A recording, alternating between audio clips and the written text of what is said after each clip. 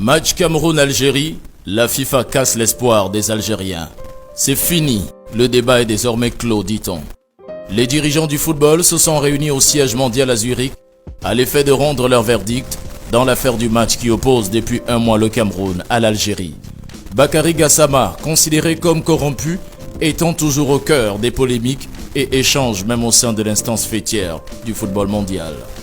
Les indiscrétions de cet échange qui ont démarré ce 21 avril à la FIFA ont levé le voile sur la décision définitive de l'instance.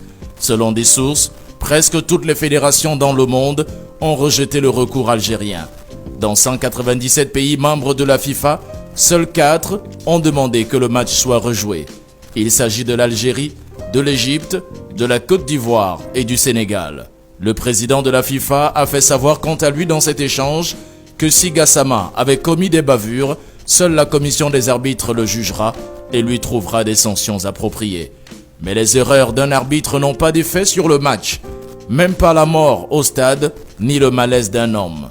C'est le cas de Foué le Camerounais, mort au stade Gerland à Lyon, mais le match avait bel et bien continué et la victoire acquise par la France. Ils ont également fait savoir que le football n'est pas influencé par un pays.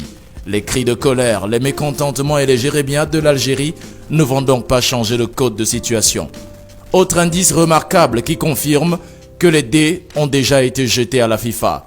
L'instance fêtière a annulé ce jeudi 21 avril sur son site la formule des billets spécifiques à l'Algérie dans le cadre du mondial Qatar 2022. Cet indice pourrait être un signal. En prélude au verdict du bras de fer qui oppose ces deux pays, selon la Gazette du Fennec, la FIFA a annulé les réservations des billets spécifiques achetés en prévision des matchs de l'Algérie en Coupe du Monde 2022 et les remboursements sont en cours sous les 30 jours. Bakary Gassama, quant à lui, n'a subi aucun blâme, ni de la CAF, ni de la commission de discipline des arbitres. Il a d'ailleurs été exploité à d'autres matchs par la CAF après le fameux duel de Blida.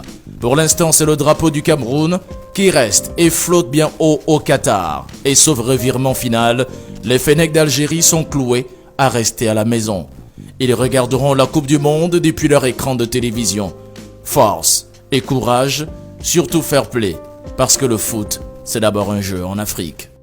Merci de vous abonner à notre chaîne Premium Télévision pour ne rien rater des infos tout azimut, actualités sociopolitiques, culturelles et sportives du 237, du continent et du monde. À bientôt.